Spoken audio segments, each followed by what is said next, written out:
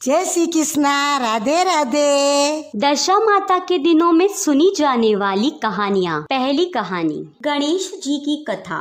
एक अंधी गरीब बुढ़िया माई हमेशा गणेश जी की पूजा करती थी। उसके एक बेटा एक बहू थी। गणेश जी उसकी पूजा पाठ से बहुत प्रसन्न थे। उन्होंने बुढ़िया को कहा, बुढ़िया माई मांग, क्या मांगती है? बुढ़िया बोली, भगवान मुझे तो कुछ मांगना नहीं आता, आप ही बताइए क्या मांगू? तब गणेश जी बोले, अपने बेटे बहू से पूछ ले। बुढ़िया ने बहू से पूछा तो वह बोली, सासू जी पोता मांगना, तुम्हारी अंगुली पकड़कर चलेगा। बेटे से पूछा तो वह बोला, माँ धन मांगना, बैठे बैठे खाएंगे। बेटे एवं बहू की बातों ने बुढ़िया को भ्रमित कर दिया। इसी चिंता में बुढ़िया रात भर विचार करती रही। दूसरे दिन गणेश जी एक बूढ़े के रूप में बुढ़िया से मिले। उन्होंने उससे पूछा कि बुढ़िया क्यों बड़बड़ा रही है? तब वह बोली, देखो आज गणेश जी ने मुझे कुछ वर मांगने को कहा है, लेकिन बेटे का लोभ बेटे ने मांगा और बहू का लोभ बहू ने मांगा, लेकिन उन दोनों ने यह नहीं कहा, माँ तुम अंधी हो, अपनी आंखें मांगना। तब उस बूढ़े ने बुढ़िया को सुझाव दिया कि माई तुम मांगना, मैं मेरे पोते को सोने के कटोरे में दूध पीता देखना चाहती हूँ। इतना कहकर बूढ़ा अंतर्धान हो गया।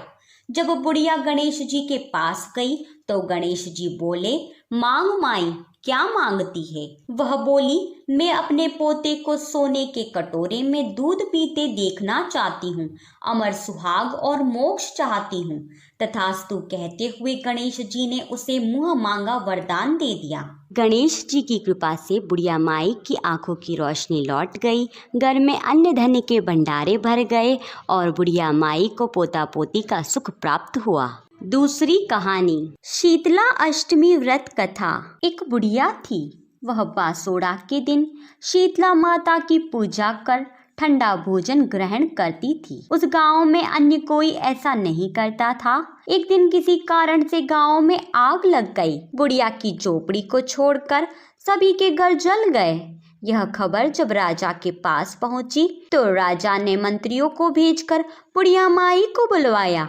बुढ़िया जब राजा के पास पहुंची तो राजा ने उससे पूछा कि हे बुढ़िया माई, सारे गांव में आग लग गई परंतु तुम्हारी झोपड़ी नहीं जली, इसका क्या कारण है? बुढ़िया माई बोली, महाराज मैं बासोड़ा के दिन शीतला माता की पूजा करती हूँ तथा एक दिन पहले का बना ठंडा भोजन करती हूँ। माता की कृपा से मेरी झोपड़ी बच गई। राजा ने तत्काल गांव में घोषणा करवा दी कि हर कोई बासोड़ा के दिन शीतला माता की पूजा करे तथा ठंडा भोजन करे। हे शीतला माता, जैसे आपने बुढ़िया माई की झोपड़ी बचाई वैसे ही सबकी बचाना। तीसरी कहानी, सूरज भगवान की कहानी। एक बार सूरज भगवान सभा में बैठे थे। तब वहाँ एक दासी ने पूछा कि भगवान मैं आपको कैसी लगती हूँ? तब सूरज भगवान ने कहा कि आप शक्कर जैसी मीठी लगती हो। इतने में राणा देव जी ने पूछा कि भगवान मैं आपको कैसी लगती हूँ? तब भगवान बोले कि नमक के जैसे लगती हो। राणा जी को बहुत गुस्सा आया और मन में सोचा, भगवान ने मेरे को नमक के जैसा खारा कहा और दासी को मीठा। वहीं से राणा देव जी ने भगवान से अणबोला ले लिया। भगवान ने सोचा राणा देव जी को मनाना पड़ेगा। सूरज भगवान ने अपनी माँ से कहा, माँ आज खाने में नमक मत डालना। तीनों थाल परोसा, खाना खाने बैठे। तब सूरज भगवान ने खाना शुरू कर दिया परंतु राणा देव जी ने नहीं खाया। भगवान ने कहा, खाना क्यों नहीं खा रहे हो?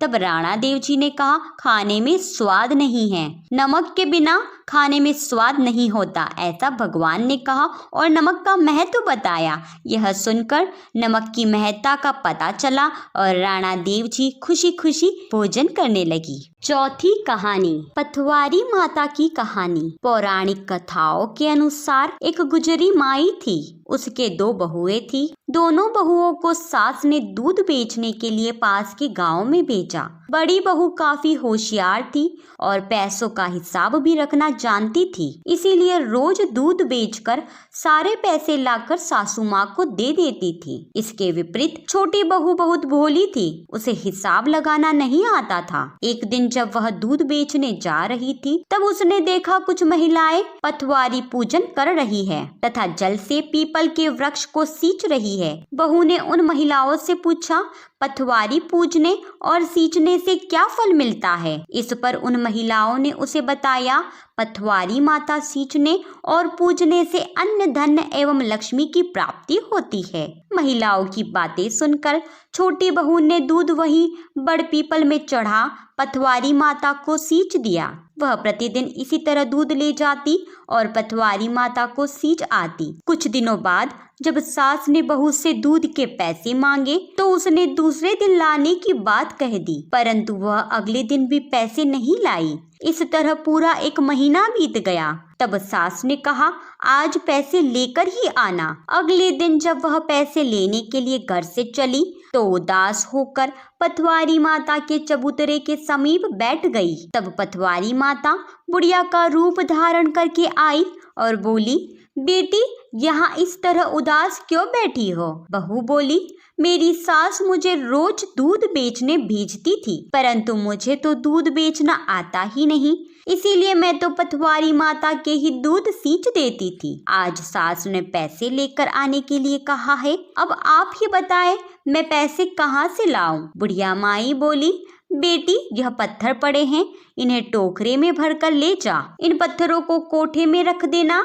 बहू ने बुढ़िया माई के कहे अनुसार पत्थर टोकरे में भर लिए और घर जाकर उन्हें कोठे में रख दिया। हमेशा की तरह जब सास ने पैसे मांगे तो बहू बोली, माँ जी कोठे में रखे हैं। सास ने जैसे ही कोठे का दरवाजा खोला तो देखा उसमें हीरे मोती एवं अपार धन संपदा पड़ी है। सास ने छोटी बहू से पूछा, इतनी धन संपदा तू कहाँ से लाई? इस पर बहू ने उत्तर दिया, माँ जी आप जो दूध मुझे बेचने के लिए देती थी वो रोजाना मैं पथवारी माता में सींच देती थी, उन्हीं की कृपा से यह धन मिला है। यह सारी बात जब बड़ी बहू को पता चली तो उसने सोचा, छोटी तो कच्चा दूध सींचती थी, मैं गरम गरम दूध सींचूंगी। यह सोच वह रोजाना गरम गरम दूध सींचने लगी। छोटी बहू की तरह पूरा महीना बीतने पर वह पथवारी माता के पास जाकर बैठ गई। पथवारी माता बुढ़िया के रूप में आई और बोली, बेटी क्या चाहिए? बड़ी बहू बोली, मैं रोजाना पथवारी माता के गरम गरम दूध सींचती रहती हूँ, अब सास पैसे मांग रही है, आप बताएं पैसे कहाँ से लाऊं? इस पर बुढ़िया माई बोली, यह पत्थर रखे हैं, तू भी ले जा। बहू ने ढेर सारे पत्थर टोकरे में भरे और बड़ी मुश्किल से घर के बाहर तक पहुंची कि ठोकर खाकर गिर पड़ी। सारे पत्थर घर के बाहर ही गिर गए।